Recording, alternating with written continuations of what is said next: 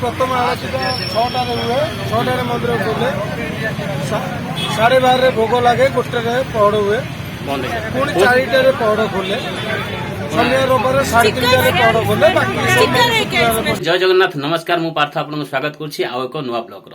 ତ ବର୍ତ୍ତମାନ ମୁଁ ଫାଇନାଲି ରେଡି ହେଇସାରିନି ଆଉ ଯିବା ପାଇଁ। ଆଜି ଆମର ବେଙ୍ଗଲୋର ଆଗ୍ରାରେ ଯେଉଁ ଜଗନ୍ନାଥ ମନ୍ଦିର ଅଛି, ତ ଚାଲନ୍ତୁ ସେ ଜଗନ୍ନାଥ ମନ୍ଦିରକୁ ଯିବା। ତ ମୁଁ ଦେଖିବା ସହ ଆପଣମାନଙ୍କୁ ଦେଖେଇବି ସେ ଜଗନ୍ନାଥ ମନ୍ଦିର କେମିତି ହେଇଛି ଆଉ 2015 ସେ ଜଗନ୍ନାଥ ମନ୍ଦିର ପ୍ରତିଷ୍ଠା ହେଇଥିଲା। ତ ଚାଲନ୍ତୁ ଦେଖିବା ସେ ମନ୍ଦିର ଆଉ ଏଇ ଯୋଉ ଜଗନ୍ନାଥ ମନ୍ଦିର ପାଖକୁ କେମିତି ଯିବେ ଆପଣ ଭିଡିଓ ଶେଷରେ ମୁଁ ଆପଣଙ୍କୁ କହିଦେବି। ଆପଣ ସେଇ ରୋଡରେ ଆରାମସେ ଯାଇପାରିବେ। ତ ଚାଲନ୍ତୁ ବର୍ତ୍ତମାନ ମୁଁ ରୁମରୁ ବାହାରିଲି, ପୁଣି ମନ୍ଦିର ପାଖରେ ଦେଖାହବ। ତ ସାଙ୍ଗମାନେ ଆସି ମୁଁ ବସ୍ ଷ୍ଟପ୍ରେ ବର୍ତ୍ତମାନ ପହଞ୍ଚି ସାରିଛି। ତ ବସ୍ରେ ଯିବା, ବସ୍ରେ ଗଲେ ବହୁତ ସୁବିଧା, ମାନେ ଅତି ସହଜରେ ଯାଇହେବ। ଆପଣ ଯେଉଁଠି ବି ଥାଆନ୍ତୁ ବସ୍ରେ ଗଲେ ସାଙ୍ଗେ ସାଙ୍ଗେ ଯାଇ ପହଞ୍ଚିବ।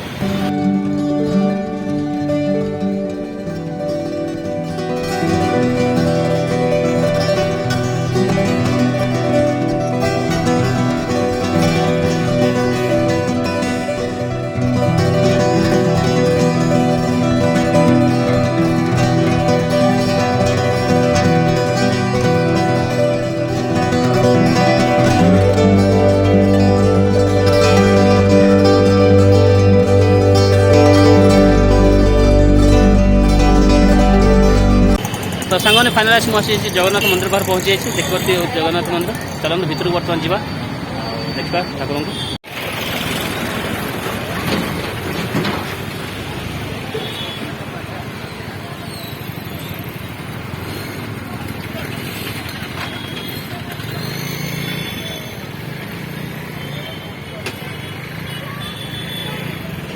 कितने साल? 9 साल। यहाँ पे कितना लोग आता है डेली? डेली बहुत आता है, डेली बहुत लोग आता है। बहुत आता है। यहाँ से 9 साल से यहाँ पे है। हाँ। अच्छा सीट उड़िया भाई है आम उड़िया भाई जन दुकान कर देखुए भोग 80 टका गोटे 120 टका गोटे मन गोटे दीप लगे सांग मैंने फास्ट मुझे गोटे ठाकुर को दीप लगे तो दीप तो ये गोटे दीप लगेदेली। तो प्रथम ये गोटे दीप लगेदेवे ये जो जगह देखुं मंदिर को जावा पूर्व देखिए ये भी एंट्री लिखाई प्रवेश। तो चलते बर्तमान भीतर को जावा।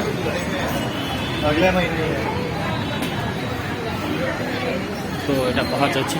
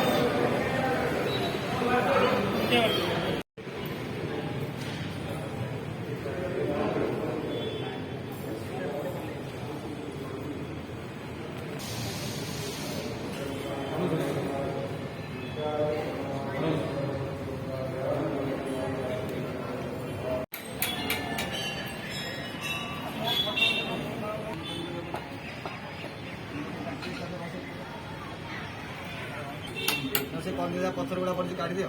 भाई कौन कलर हम ना कौन है बंधा कलर हम कलर हवा बंधा है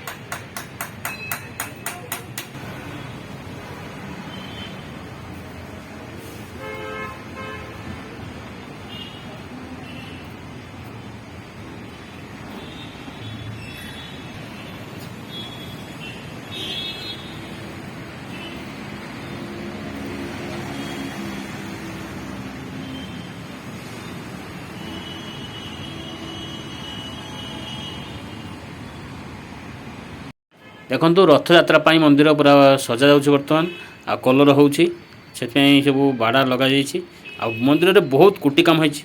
ତ ଚାଲନ୍ତୁ ମୁଁ ଆଗକୁ ଦେଖେଇବି କେତେ କୁଟି କାମ କରାଯାଇଛି ସବୁ ମୂର୍ତ୍ତି ଗୁଡ଼ାକ ବନାଯାଇଛି ମୁଁ ଆଗକୁ ଦେଖାଉଛି ଆପଣଙ୍କୁ। ଦେଖନ୍ତୁ ବହୁତ ସୁନ୍ଦର କୁଟି କାମ କରାଯାଇଛି ଆଉ ମୂର୍ତ୍ତି ସବୁ ବନାଯାଇଛି ଆଉ ମନ୍ଦିରର ଚାରି ପାଖରେ ଦେଖନ୍ତୁ ସବୁଠି ଏମିତି ମୂର୍ତ୍ତି ବନାଯାଇଛି ବହୁତ ସୁନ୍ଦର ଭାବରେ ହେଇଛି ମନ୍ଦିର। ଆଉ ବେଙ୍ଗଲୋରରେ ଜଗନ୍ନାଥ ମନ୍ଦିର ଏମିତି ହେବା ଛୋଟ କଥା ନୁହଁ।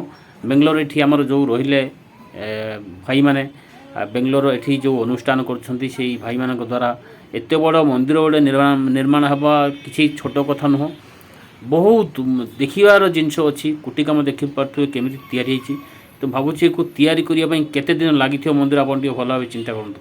ବହୁତ ସୁନ୍ଦର ମନ୍ଦିର। ତ এই ମନ୍ଦିରକୁ କେମିତି ଆସିବେ ବାଟ କେମିତି ମୁଁ ଆପଣଙ୍କୁ ଭିଡ଼ିଓ ଶେଷରେ କହିଦେବି। ମନ୍ଦିର ଦେଖିପାରୁଥିବେ ଚାରିପାଖ ମନ୍ଦିର ଯାକ ସବୁ ବାଡ଼ା ଲାଗିଯାଇଛି ଯାହାକି ଉପରେ ଚଢ଼ିକି କାମ କରିବା ପାଇଁ। ଦେଖନ୍ତୁ ଇଏ ହେଉଛି ସାମ୍ନା ଆଉ ପଛପଟେ ଆମର ନେତ ଉଡ଼ୁଛି ବହୁତ ଦୂରରେ ଆପଣ ଦେଖିପାରୁଥିବେ ପ୍ରାୟ। ଏସବୁ ରଥଯାତ୍ରା ପାଇଁ କାମ ଚାଲିଛି ଆଉ ରଥଯାତ୍ରା ତ ଆଗକୁ ଆସୁଛି ସେଥିପାଇଁ କାମ ଚାଲିଛି ମନ୍ଦିରର।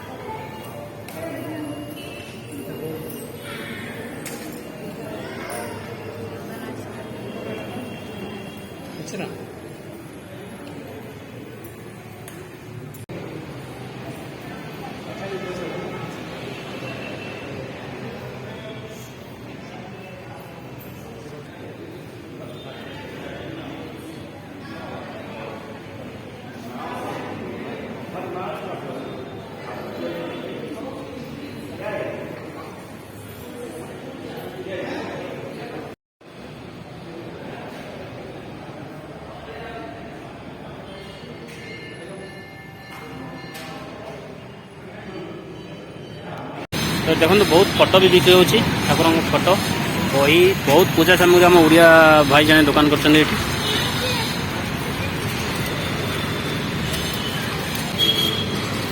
तो ये फोटो नेली देखु जय जगन्नाथ आम भाई जाऊ ये बहुत बढ़िया दुकान गोटे कर किसी भी असुविधा हेनी ये आसले आपको फूल भोग फोग सब मिल अब ये केबेठू दुकान कले स्टार्टिंग रु आगे स्टार्टिंग रो अछि जे जहा खोजबे एठी हम ओडिया पर्वपर्वाणी रो सब जिंस एठी अवेलेबल सब मिलबो हम ओडिसा ओडिया रो जत्ते पर्वपर्वाणी अछि जत्ते जहा अछि सब प्रकार सरंजाम एठी मिलछि आचार बड़ी से भी मिलु जाओ मंदिर सामने एटा करछंती बहुत बढ़िया है हाँ बड़ी भी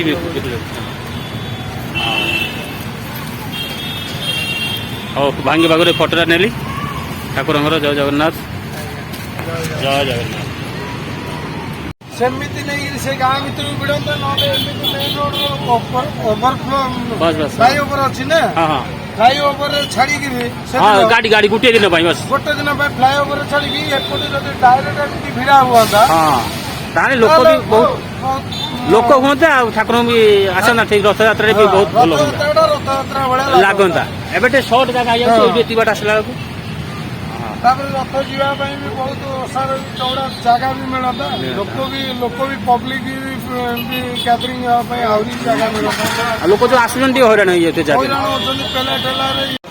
ବହୁତ ଇଜି ଲୋକେସନରେ ଅଛି। ଆପଣ ଯୋଉଠୁ ମେଜେଷ୍ଟିକରୁ ଆସନ୍ତୁ, ମାର୍କେଟରୁ ଆସନ୍ତୁ, କେଆରପୁରମରୁ ଆସନ୍ତୁ, ଯେକୌଣସି ଜାଗାରୁ ଆସିଲେ ମଧ୍ୟ ଆପଣଙ୍କୁ ବସ୍ କମ୍ୟୁନିକେସନଟା ବହୁତ ସୁବିଧା ଅଛି।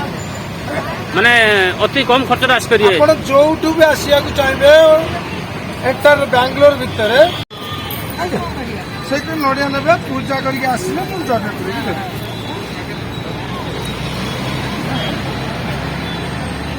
ଭିତରେ ଆଲାଉ କରୁଛନ୍ତି।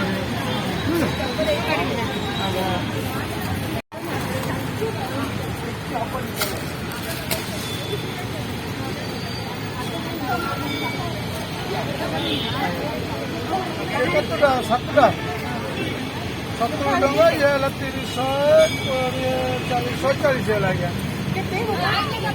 ଆଇ ଭାଇ ମତେ କୁହନ୍ତୁ, ଏଇଠିକି ଆସିବା ପାଇଁ ହେଲେ କେମିତି ଆସିବା ପାଇଁ ପଡିବ? କୋଉଠୁ ଆସିବା ପାଇଁ? ବେଙ୍ଗଲୋର ଯୋଉଠୁ ବି ହେଲେ। ବାଙ୍ଗାଲୋର କହିବା ଯୋଉଠୁ ବି ଆପଣ ଆସିବା ପାଇଁ ବସ୍ କମ୍ୟୁନିକେସନ ବହୁତ ଭଲ ଅଛି। Agra HSL layout Agra bus ticket କଲେ ଡାଇରେକ୍ଟ ଆଣିକି ଏଇଠି ବସ୍ କେତେ ଟଙ୍କା ଭିତରେ ଲାଗିବ? କେତେ ଟଙ୍କା ଭିତରେ ଲାଗିବ? ଟଙ୍କା 30 ଟଙ୍କା ଭିତରେ ସବୁ 20-30 ଟଙ୍କା 30-40 ଟଙ୍କା ଭିତରେ ବେଙ୍ଗଲୋର ଯେହେତୁ ଆସିବ ନାଇଁ? ଯେକୌଣସି ପଟୁ 50 ଟଙ୍କା ଭିତରେ ଆପଣ ଆସି ପହଞ୍ଚିଯିବ। ହଁ, ଲୋକେସନ ବହୁତ ବଢିଆ ଜାଗାରେ ହିଁ ଅଛି ନାଇଁ? ତ ବହୁତ ଲୋକ ଭାବୁଛନ୍ତି ଆସିପାରିବେନି, ଜାଣିଛନ୍ତି କିନ୍ତୁ ଆସିପାରୁନାହାନ୍ତି। ଆଜ୍ଞା, ଲୋକେସନ ବହୁତ ଲୋକେସନ ଭଲ ଅଛି। ଆପଣ 40-50 ଟଙ୍କା ଭିତରେ ଆସି ପହଞ୍ଚିବେ ଯାହା ବି ହେଲେ ବସ୍ରେ। ହଁ, ଗଭର୍ଣ୍ଣମେଣ୍ଟ ବସ୍ରେ। ଆପଣ 200-400-500 କାହିଁ କରୁଛେ? ଅଟୋରେ, ଟ୍ୟାକ୍ସିରେ। ବସ୍ ବସ୍ରେ ଆପଣ ଆଗ୍ରା ଜଗନ୍ନାଥ ଟେମ୍ପୁଲ କହିଲା ମଧ୍ୟ ବି ସେମାନେ ବି ଜାଣିଗଲେ ଆଣିକି ଛାଡ଼ି ଦଉଛନ୍ତି। ପ୍ରଥମ ଆଳତୀଟା 6ଟାରେ ହୁଏ। 6ଟାରେ ମନ୍ଦିର ଖୋଲେ, 12:30ରେ ଭୋଗ ଲାଗେ, 1ଟାରେ ପହଡ଼ ହୁଏ, ପୁଣି 4ଟାରେ ପହଡ଼ ଖୋଲେ, ଶନିବାର ରବିବାର 3:30ରେ ପହଡ଼ ଖୋଲେ, ବାକି ପର୍ଯ୍ୟନ୍ତ। ଏଠି ଦେଖନ୍ତୁ ଜଗନ୍ନାଥଙ୍କ ମନ୍ଦିରକୁ ଲାଗିକି ଗୋଟେ ବଜରଙ୍ଗବାଲୀଙ୍କର ଷ୍ଟାଚ୍ୟୁ ଅଛି। ଏଟା ଯାହାକି ଲୋକାଲ ମାନେ ହିଁ ତିଆରି କରିଛନ୍ତି। ଆଉ ଏଇ ମୂର୍ତ୍ତିଟି ପ୍ରାୟ 50ରୁ 60 ଫୁଟରୁ ଉର୍ଦ୍ଧ୍ୱ ହୋଇପାରେ। ବହୁତ ଉଚ୍ଚା ଅଛି, ଦେଖିପାରୁଥିବେ ବହୁତ ବଡ଼। ତ ଆମେ ତ ତା ପାଦ ତଳେ ବି ଠିଆ ହୋଇନା ଦେଖିପାରୁଥିବେ ଲୋକମାନେ ଅଛନ୍ତି କେଉଁଠି, କେତେ ତଳେ ଲୋକ ଅଛନ୍ତି, ଆଉ ଲୋକଙ୍କଠୁ କେତେ ଉପରେ ବଜରଙ୍ଗବାଲୀ ଅଛନ୍ତି। ବହୁତ ଉଚ୍ଚାରେ, ବହୁତ ସୁନ୍ଦର ବି ହେଇଛି ମୂର୍ତ୍ତି। ତ ଏଠିକି ଆସିଲେ ଏଟାକୁ ବି ଦେଖିବାକୁ ମିଳିବ। ତ ସାଙ୍ଗମାନେ ଆପଣଙ୍କୁ ଏ ମନ୍ଦିର କେମିତି ଲାଗିଲା, କ'ଣ ଲାଗିଲା, ଆପଣ ନିଶ୍ଚିତ ଭାବରେ କମେଣ୍ଟ କରନ୍ତୁ। ସାଙ୍ଗମାନେ ଫାଇନାଲ ଆସିଲେ ରୁମ୍କୁ। ବର୍ତ୍ତମାନ ରୁମ୍ ପାଖରୁ ଆଗ୍ରାକୁ ଲାଗୁଛି ଅଧଘଣ୍ଟେ ପୁରା। ଯଦି ଟ୍ରାଫିକ୍ ଜାମ୍ ଥିବ ଆହୁରି 10 ମିନିଟ୍ ଲେଟ୍ ହେଇଯିବ। ତ ଫାଇନାଲ ଆସି ରୁମ୍ ବାହାରେ ପହଞ୍ଚି ସାରିଲେଣି। ଚାଲନ୍ତୁ ଆଜିର এই ভিডিওটি আপনার কেমতি লাগিলা নিশ্চিত ভাবে কমেন্ট করবে। বাই বাই, জয় জগন্নাথ। ସାଙ୍ଗମାନେ ଯଦି ଆପଣ ଏହି ଜଗନ୍ନାଥ ମନ୍ଦିର ପାଖକୁ ଯିବା ପାଇଁ ଚାହୁଁଥାନ୍ତି, ବେଙ୍ଗଲୋରରେ ଆପଣ ଯେଉଁ କୋଣ ଅନୁକୋଣରେ ରହିଥିଲେ ବି ଆପଣଙ୍କୁ 30ରୁ 50 ଟଙ୍କା ଭିତରେ ଆପଣ ଯାଇ ପହଞ୍ଚି ପାରିବେ। ଜଗନ୍ନାଥ ଟେମ୍ପୁଲ ଆଗ୍ରା କହିଲେ ଆପଣଙ୍କୁ ବସ୍ ବାଲା ନେଇକି ପହଞ୍ଚେଇ ଦେବ।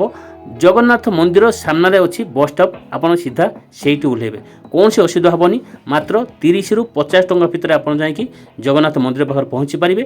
ପହଞ୍ଚିଲା ପରେ ଆପଣ ଦର୍ଶନ କରିକି ପୁଣି ଫେରିପାରିବେ। ତ ଚାଲନ୍ତୁ, ଯଦି ଆପଣଙ୍କୁ ଭିଡ଼ିଓଟି ଭଲ ଲାଗିଥାଏ ଗୋଟେ ଲାଇକ୍ କରନ୍ତୁ, ଆପଣଙ୍କ ସାଙ୍ଗସାଥିମାନଙ୍କୁ ସେୟାର କରନ୍ତୁ, ଯାହାଫଳରେ ଯଦି ସେମାନେ ଯିବା ପାଇଁ ଚାହୁଁଥିବେ ତାହେଲେ ସେମାନେ ଅତି ସହଜରେ ଯାଇ ପହଞ୍ଚିପାରିବେ। ଜୟ ଜଗନ୍ନାଥ, ଲଭ୍ ୟୁ।